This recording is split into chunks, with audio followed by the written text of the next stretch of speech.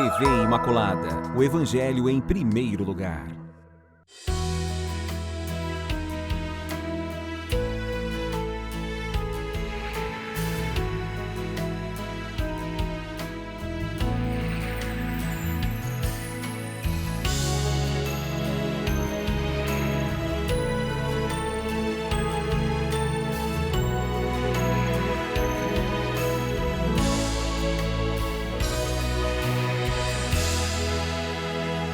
Olá, estamos iniciando mais um programa, mais uma oportunidade de aprendizado, de estudo e mais oportunidade de estarmos todos aqui num contexto de descobertas maravilhosas, com um novo livro que nós estamos iniciando hoje, que vocês vão amar, tenho certeza, e com nossos mestres que aqui já quero apresentar a vocês, quem estarão nos conduzindo. Quem estará nos conduzindo, que é o nosso querido diácono José Carlos. Muito obrigada. Estarmos juntos mais Bom, uma né? vez. Nossa querida mestra Amélia, obrigada. E eu que agradeço, é muito gratificante estar com vocês. Sempre bom você ver. Com esses dois, hoje nós vamos descobrir histórias maravilhosas. Sabe de qual livro? O livro de Tobias. Peguem aí rapidão na Bíblia de vocês esse material. Nós vamos nos deter agora nesse começo de estudo, apenas nessa introdução. Vamos entender o contexto, quem escreveu, em que época, os detalhes que nos animam a querer mergulhar nesse livro de Tobias, que nós vamos passar alguns programas descobrindo, conhecendo. Então, abramos aí nosso material, nosso livro, nós vamos encontrar aí, logo no início, citando que são livros de Tobias, Judite e Esther. Mas nós vamos apenas nos deter em Tobias, por enquanto, para a gente poder conhecer um pouco mais, porque é um livro que a gente passa tão rápido, muitas vezes a gente não se detém. Então chegou o momento de conhecê-lo. Ana, sim. Só para ajudar o povo para achar na Bíblia, que às vezes é difícil, quem não conhece, né? Sim. Ele está assim, nós temos o livro de Reis, 1 e 2 Reis, livro de Crônicas, aí a gente tem o livro de Esdras, que a gente estudou esses tempos, Neemias, né? E depois aí... Logo após de Neemias veio o livro de Tobias. Então, e Neemias nós acabamos de estudar. Isso. Então, vocês que estão com o material de vocês nessa sequência, não vão ter dificuldade. Mas foi ótimo a Amélia ter esclarecido para os novos, né, Amélia? Isso. Que muitas vezes não vão estar sabendo localizar esse material.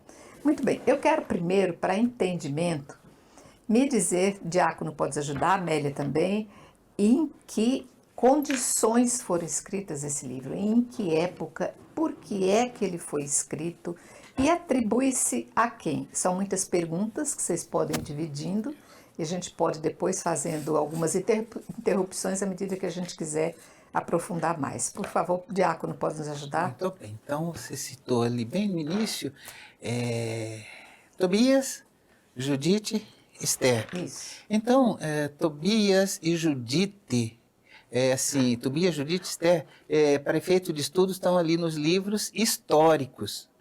Só que, na verdade, eles não são livros de precisão histórica, eles têm uma intenção de transmitir uma catequese, né, sobre a família, sobre as obras de misericórdia, também uma catequese sobre a libertação do povo de Israel. Por quê? Porque eles estão aí num contexto da perseguição helênica terrível de Antíoco Epífanes, né, cujo tinha o centro ali dos exércitos dele na Síria. Então, esses livros, eles vão ser uma resistência, podemos dizer assim, a essa dominação helênica, ali antecedendo os macabeus, a luta dos macabeus. Eles não podiam abertamente falar do Antíoco, porque corria risco de vida, o autor não podia.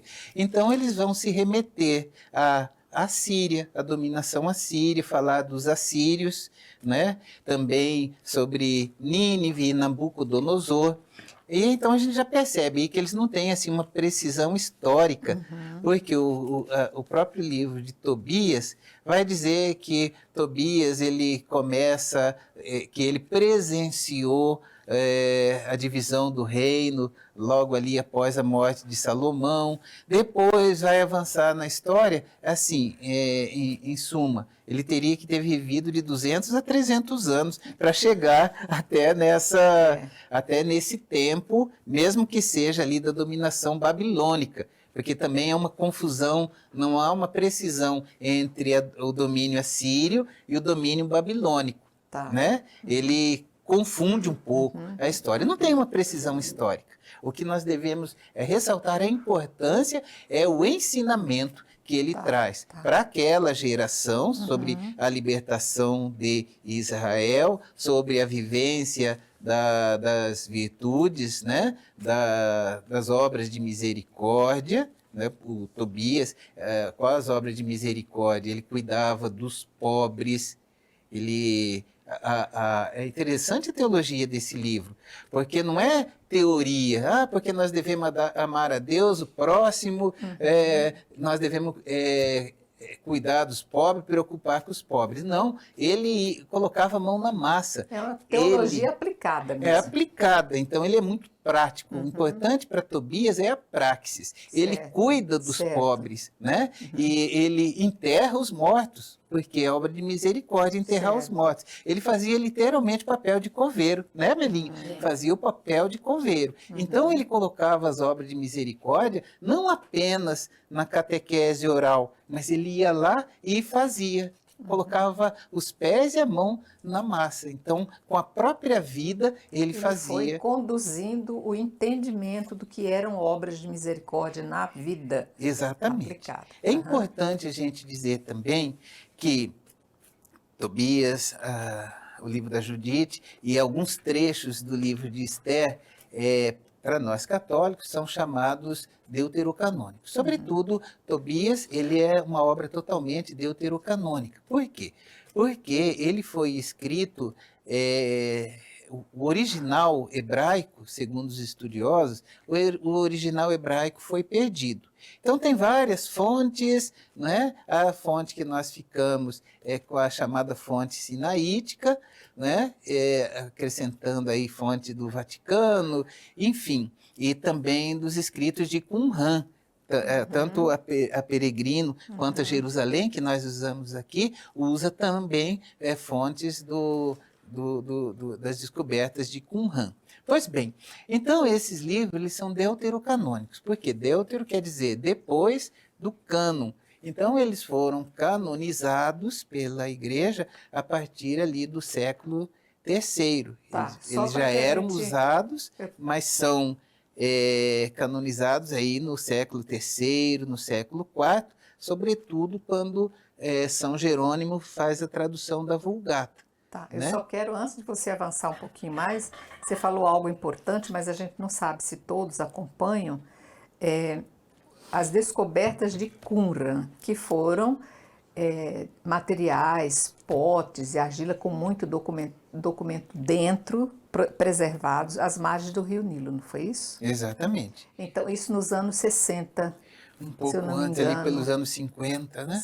50, 60, por aí que foram descobertos esses materiais. Então, esse material, dessa descoberta de Qumran, vem acrescentar... Vem ao encontro disso que foi descrito nesses outros códices que já existiam. Foi uma comprovação, na verdade, não é? Exatamente. Foi uma forma de comprovar aquilo que já era dito.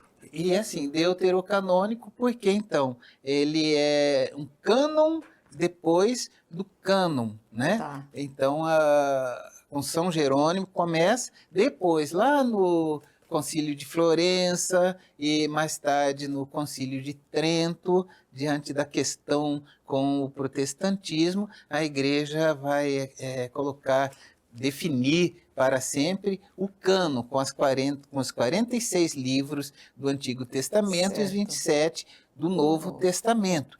Então, assim, existe uma diferença entre a Bíblia católica e a Bíblia evangélica, no sentido de que os evangélicos, a partir de Martinho Lutero e Calvino, eles adotaram a versão hebraica, porque a versão hebraica corresponde corresponde aos 39 livros que os evangélicos adotaram no Antigo Testamento, não é?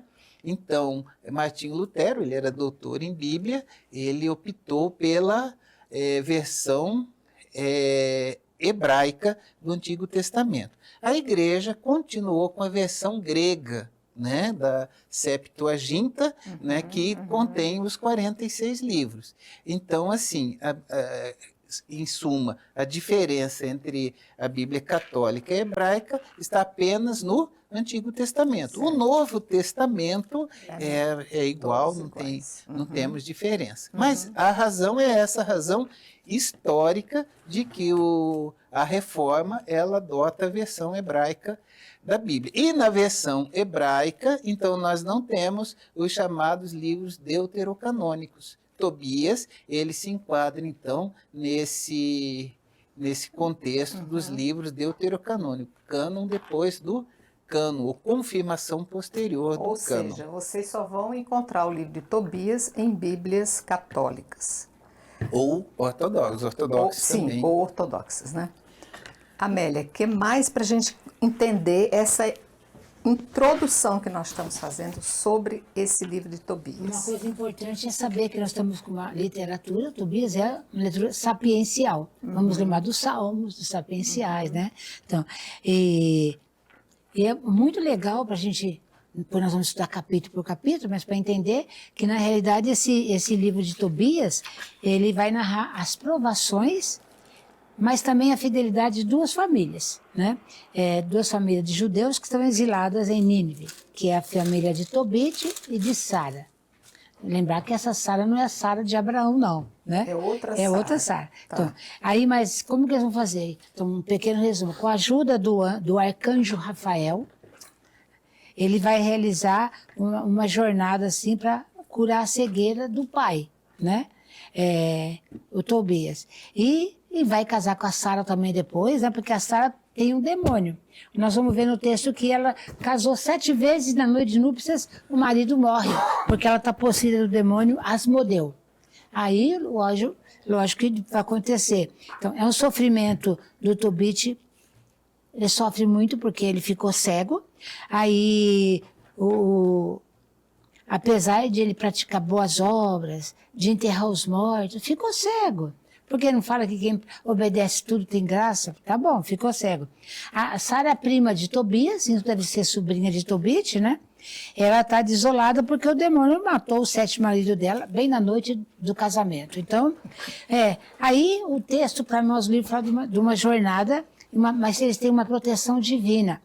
Então, Tobias parte em missão, ele parte não sozinho, acompanhado do arcanjo Rafael, que se apresenta como Azarias, né?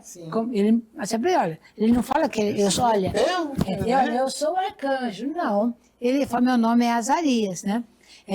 Aí, o que vai acontecer então? Com a orientação do arcanjo Rafael, Tobias vai matar um peixe, vai pegar o coração e o fígado para expulsar o demônio da Sara. Certo. E vai conseguir mandar embora.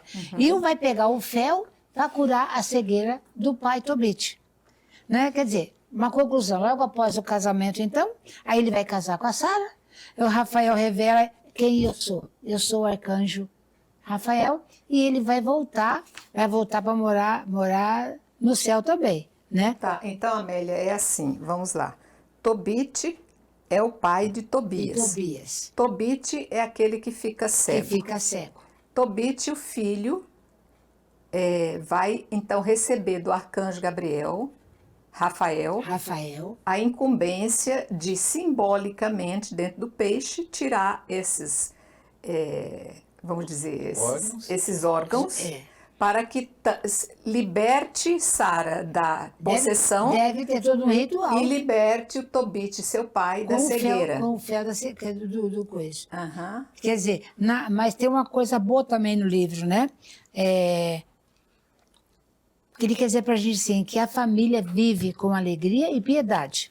Porque, então, quais são os temas do livro? Primeiro, o amor de Deus. Isso é muito importante. Eles têm uma proteção, aí aqui entra um pouco o mundo dos anjos. Eles têm uma proteção angelical, porque vem do céu para ajudar. A importância da família, a importância da justiça, né? Para que ela serviu, então, uma história contada? Porque é um romance, né? Como é que existiu? Para que contou uma história dessa? Serve como história de esperança para as pessoas em tempo de sofrimento. O autor é desconhecido, né, Diácono? Não se sabe quem é o autor. A história se passa no século 7 a.C., que o Diácono já falou lá no exílio, né? Quando os israelitas estavam prisioneiros, exilados na Síria. A data exata da escrita foi cerca de 500 anos depois. Então a gente fala que no século 2 antes de Jesus, né? Isso. Em torno do século 2. Então nunca na Bíblia tem uma data exata das coisas. Alguns salmos, você sabe, por exemplo, o salmo que fala na beira do rio da Babilônia nós sentamos e choramos, isso é da época do exílio da Babilônia, porque está falando lá, na época, né, quando eles estavam na Babilônia. Penduramos nossas uma árvores. pista que dá pra gente. É uma pista. A gente sabe assim, mas Jesus falou, meu Deus, por que me abandonaste? Também é do Salmo, mas Jesus pega a oração do Salmo e ele fala na cruz, então, né? Mas é sempre assim, a gente vai estudando o livro e é muito bom o estudo que a gente faz aqui, a gente lembra que a gente sempre fala, nós estamos em 2026 agora, então a gente estuda um livro, vamos ao livro de Tobias, que provavelmente foi escrito 200 anos antes de Jesus. Então, deixa eu ver se eu consegui captar bem. Esse livro de Tobias é um conto, Sim. é uma idealização, não é um fato. É uma história, É uma podemos dizer, de história ficção, de né? ficção, Gênero literário de ficção. Assim como o livro de Jó, né? Conta o que eles querem ensinar para a gente com esse livro, que foi tão importante a ponto de ser preservado e hoje compor a nossa Bíblia. Onde é que está exatamente a chave principal desse livro de Tobias? Então, a Amélia já disse, né? O importante aí é a questão o amor de Deus, vai mostrar o amor de Deus, a providência de Deus. A fidelidade a Deus, né?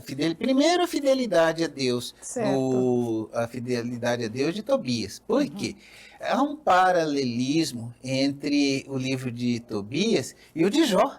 Porque Sim. o que vai acontecer? Tobias, uma pessoa justa, que praticava as obras de misericórdia, que praticava a caridade, ensinava o filho dele, o Tobias, a praticar a caridade. Ele faz tudo de bom e o que ele recebe em troca? Fica cego. Fica cego e pobre, porque o rei ele vai ser denunciado ao rei por conta das boas obras dele, ele vai ser perseguido pelo rei, que vai confiscar tudo. Aí ele perde nós vamos ver, né, no decorrer do livro, vou dando spoiler aqui, ele vai perder tudo que ele tem. E o Jó pior também, ainda, né? E o Jó também perdeu tudo. Então aí, a questão da fidelidade, da provação e da fidelidade a Deus na provação. Ele vai ser fiel. A exemplo de Jó, a mulher de Jó também falou, renega a Deus, né, e se mata. Confessa logo que você... Essa também, porque vai ter uma briguinha de casal. Esse livro é sobre a família. Vai ter uma briguinha do casal, porque a mulher dele foi trabalhar fora para poder ajudar. Eles perderam tudo. Tá cego? Ele estava cego, ela foi trabalhar. E um belo dia ela recebeu o salário dela e ganhou um presente do patrão. Veio lá com um cabrito, ganhou um cabrito. E o bendito do Tobit, ele censura, fala, mas de onde que veio esse cabrito? Ele viu o cabrito balindo, né? Mas de onde que veio esse cabrito? Ela falou, eu ganhei. E aí ele falou, não, você deve ter roubado. Vai lá e devolve. Aí ela ficou muito brava, né? Porque pensa você, trabalhar, dar duro fora, você ganha um presente. O seu esforço e você tem E seu esposo fala que você roubou. Então ela fica muito brava.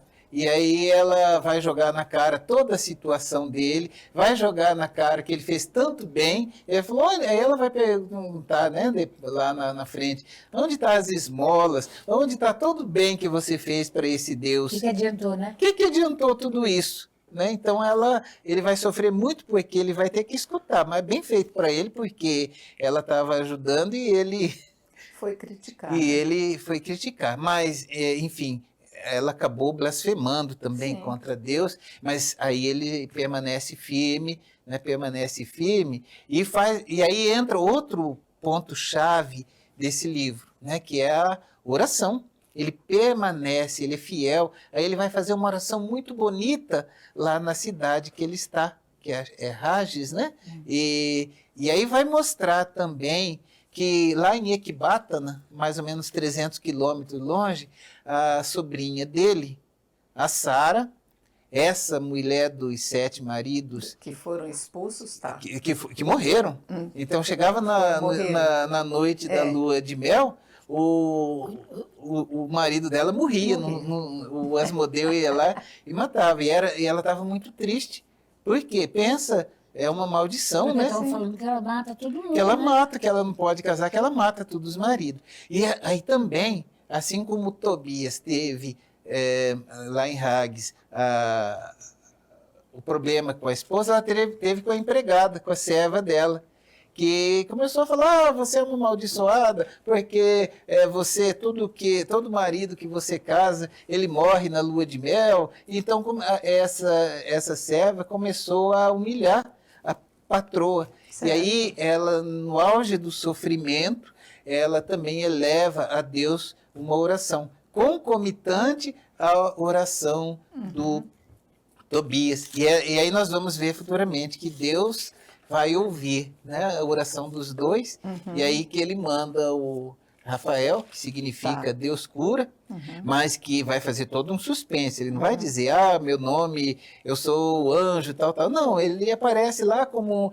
um amigo, né, um jovem amigo do Tobias filho, e aí ele vai desenvolver, vai conduzir, e aquilo que a Melinha falou também, vai orientar ele a pescar, tirar as vísceras. As vísceras e fazer daquilo E o lá um coração. objeto de libertação.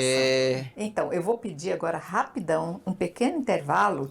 A gente volta já já para fechar toda essa introdução do livro de Tobias.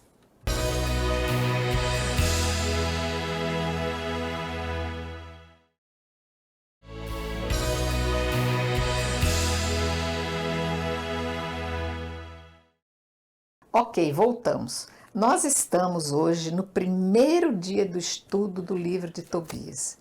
E para que a gente possa ter uma visão completa do que trata esse livro, nós estamos nos apegando à introdução, apenas citando pontos, justificando de onde veio. Por exemplo, que é uma obra literária que romance, ficção. mas eu citaria a ficção, né? O gênero literário. Gênero ficção, porque na realidade é criada. É um romance. Nada É um romance. prova que existiu isso, mas que traz grandiosos ensinamentos. A Então, pergunta seria: por que está na Bíblia, né? sim, e Se é um por que- romance. exatamente. Por Aí- que é um livro desse porte está na Bíblia? O que é que devemos aprender? Então aí é que a gente vai descobrir que se está na Bíblia é uma preciosidade, porque esse livro aqui só tem coisas muito especiais. Não ia colocar só para encher um espaço, né? Só para completar uma falta. Então, vamos continuar mergulhando. Enquanto vocês falavam, eu ficava aqui pensando em todas essas provações que foram impostas a Tobit, a Tobias, a Sara, a Esther. A Sara nós vamos ver mais para frente. No caso a Sara, né, que ficou com esses 7 demônios, né, a prima, né, que foi possuída. E a gente vai dizendo assim: vimos vocês colocarem a provação que passou Tobias e o desgaste que ele sofreu diante da esposa. Foi Tobias, foi Tobit? Foi o Tobit. pai. Foi Tobit o pai. É o pai. É o pai que passou por essas provações e que foi, inclusive, censurado pela esposa. Aí, para que você fica louvando e bendizendo a Deus? Aí, o que deu? Então, esse tipo de coisa, de provocação que a gente recebe, né? E a gente vê como que na vida a gente despreza as provações. Nós não queremos provações na vida. Só que o que a gente deveria entender é que as provações vão sempre te engrandecer e te mostrar um lado que você não sabia que você tinha. Porque só em momentos muito especiais vem à tona coisas que você desconhece que é capaz de fazer. Então, eu acho que são por aqui já começa a ver uma curiosidade da minha parte em descobrir realmente o que é que tem a mais aqui nesse livro que a gente pode aprender. O que você ia dizer? Uma coisa também que eu lembrei agora. Quando a gente estudou lá o livro do Gênesis, que fala que Sara era estéril. Isso. Vai ter mais mulheres na Bíblia estéril, que a gente já conversou sobre isso, que são mulheres chamadas amaldiçoadas, né? Então, se as matriarcas que a gente fala do Antigo Testamento, a Sara, a Rebeca, a Raquel, sofreram de esterilidade, homem nunca tem, né? É sempre mulher. Aqui, essa Sara aqui, ela está à mercê de um demônio. Com certeza. Então, ela tá sendo estéril porque não consegue nem consumar o casamento dela. 7 maridos e o demônio mata. Por ciúme, será? Se fosse nos dias de hoje, ela já estaria presa, sem liberdade nenhuma, porque iam acusá-la de ser realmente homicida, né? Então, na realidade, a gente vê que nesse romance tem um emaranhado de textos bíblicos, de coisas assim, que se misturam. Já falava do Jó, né? Sim. É um conto que foi contado aqui para dizer alguma coisa. Sim. E é isso que nós vamos descobrir. Helena. E uma outra coisa que tem aqui também, que a gente fala assim, que Tobit era tão apaixonado como Jó, tão apaixonado pelo Deus, faz tudo direitinho, tudo, cumpre tudo que tem que cumprir. Aí nós vamos ver depois que tem um pedaço que vai falar assim, que ele olha e vê um cadáver, ele viu que uma pessoa foi e matou e largou o corpo lá morto. Ele larga tudo. Ele larga tudo, vai lá, prepara um lugar e sepulta. Aí vai para casa, toma banho, aí vai fazer a sua refeição. Para se purificar. Para se purificar. Então, na realidade, ele cumpre tudo. Um morto não pode ficar jogado sem ter um lugar. Sim, mas na verdade, pela lei judaica, que essa questão da pureza, necessidade, o que acontecia é que as pessoas morriam e ficavam para ser devoradas pelos animais ou ser comido pela terra mesmo, que estava ali exposta, né? Mas jamais eram sepultados porque ninguém queria tocar naquilo lá e se tornar impuro. E ele vem trazer uma nova mentalidade, que é dizer a sacralidade que tem o corpo humano a ponto de merecer uma sepultura, ou seja, a proteção e o cuidado que se deve ter. E isso depois vai mudando a obra humana.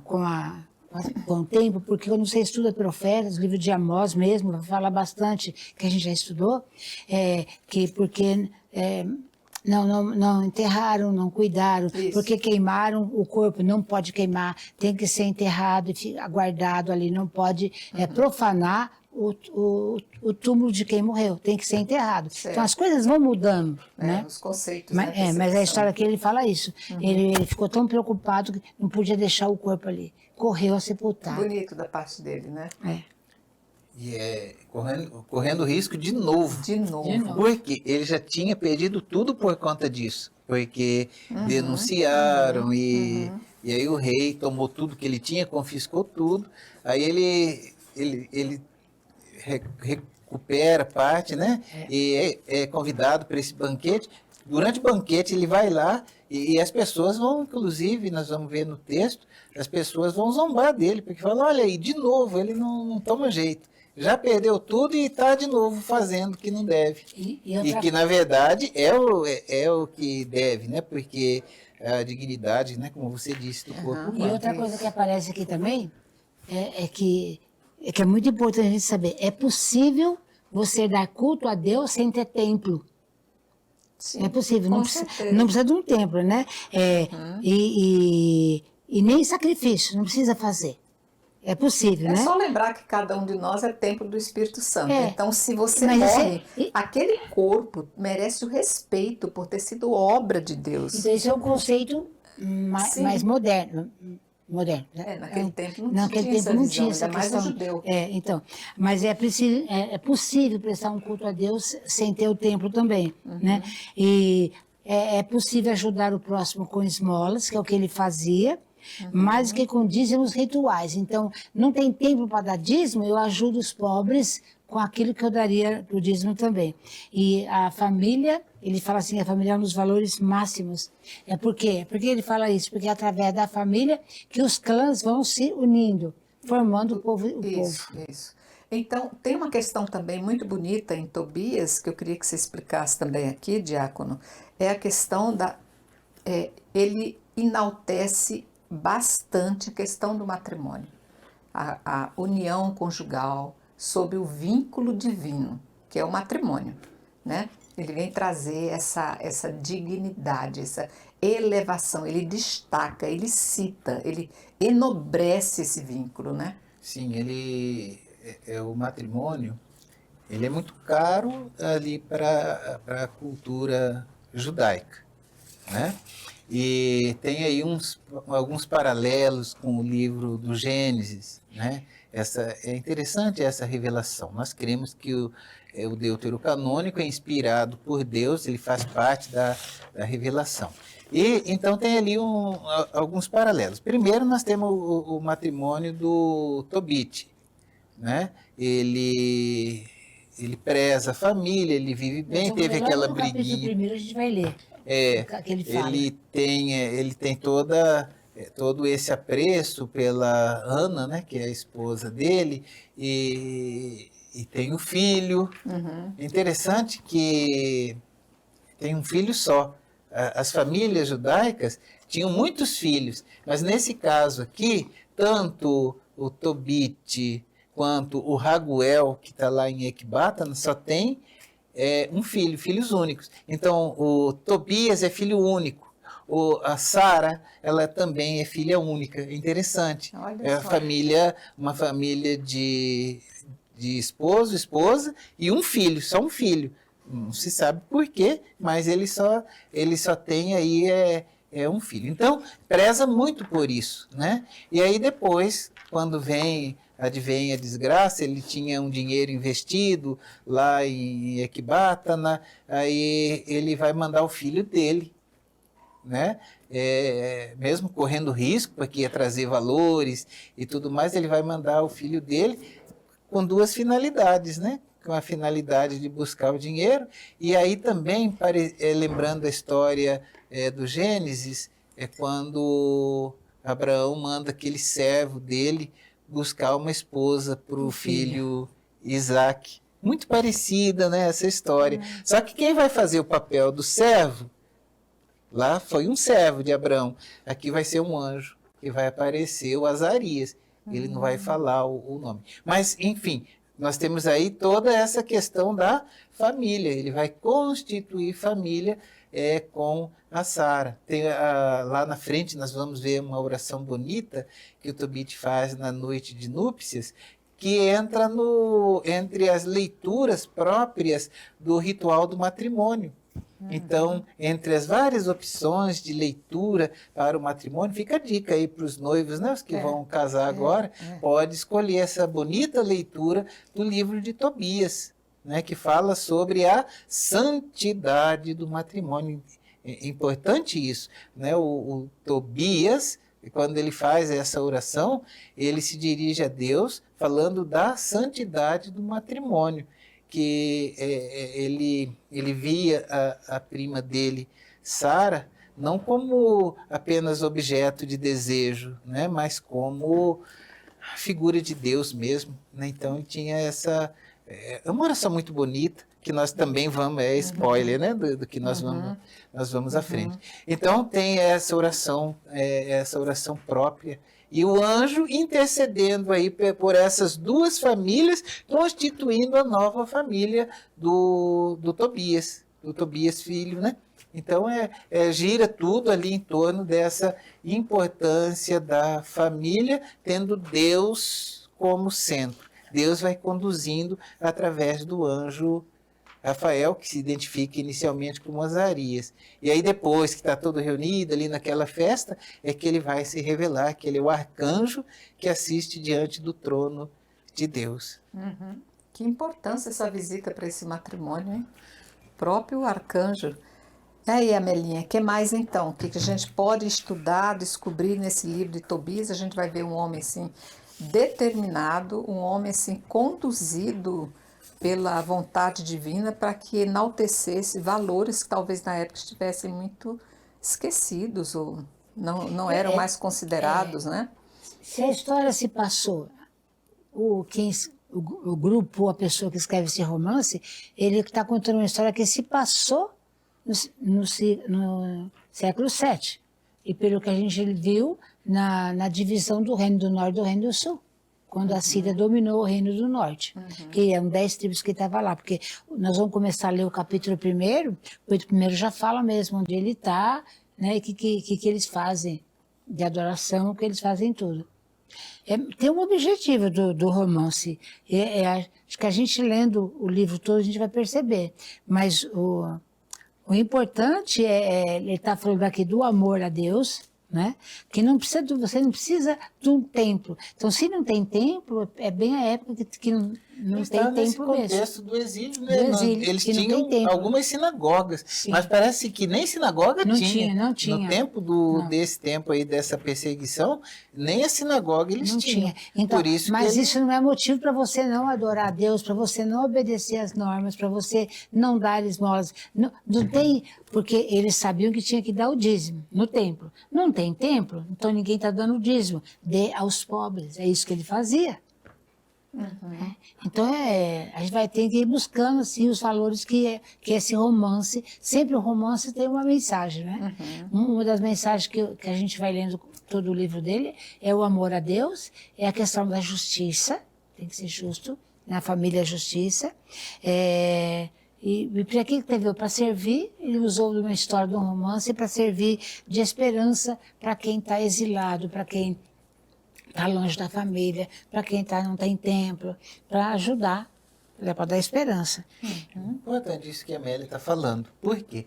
Porque nós estamos aqui antes de Cristo, ainda estamos no Antigo Testamento, né? E esse romance, ele vai mostrar que o pobre é o rosto de Deus. O dízimo, ele é dedicado a quem? É dedicado a Deus, é dedicado ao templo. Eles estão no contexto de exílio, não tem templo, não tem profeta, não tem rei, não tem nada. Ninguém. Mas Deus não abandona. E como que eles servem então a Deus? Eles servem a Deus na pessoa do pobre. Tobias, ele consegue, o Tobit, né? Ele consegue ver Deus no rosto do próximo, no rosto de quem sofre. Por isso que ele pratica as obras de misericórdia. Quando a gente vai começar a ler o livro mesmo, logo no primeiro capítulo, o texto fala assim, que ele observa obediente à lei de Moisés, né? A questão do dízimo. Mas se não tem dízimo, dê aos pobres. Então, é uma figura que eu volto a dizer, que ele vai trazer muita relevância a questões que não eram observadas. O pobre não era nada, desprezado, e ele vai trazer exatamente, como você colocou, o rosto de Deus naquele pobre, naquele que não nada tinha, naquele abandonado. As obras de misericórdia, como você coloca, né?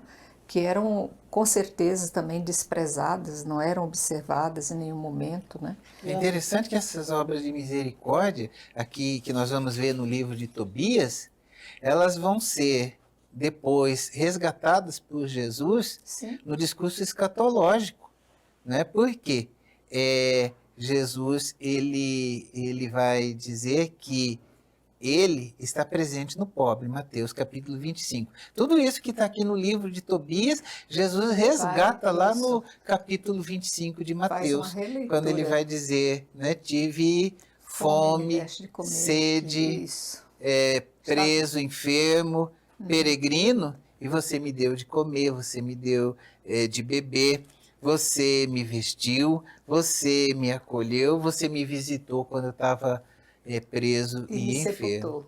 E as obras que tem também as chamadas obras de misericórdia espirituais, né? Sim. Que é dos mandamentos da igreja. Ele isso aí já é prefigurado também no livro de Tobias. Aqui no capítulo 1 ele fala também assim, que ele, quando tinha o templo em Jerusalém, que ele, os primeiros frutos da colheita, ele está fazendo tudo aquilo que está no livro de Levíticos. As primícias. As primícias ele já levava para lá. Ele dava o que precisava para Arão, o trigo para o pão, o vinho, a uva para o vinho, a romã, figueira, tudo dava para os levitas também. Aí ele fala assim também, o segundo dízimo eu trocava em dinheiro.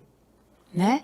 E juntava por 6 anos, porque lembra? Aí no 7º ano, a terra não é para ser plantada, tem que guardar a terra para você descansar. Então, esse dinheiro ele sobrevivia com ele também. Aí ele fala também, o 3º dízimo eu dava a cada 3 anos aos órfãos, às viúvas, aos prosélitos que estavam em Israel.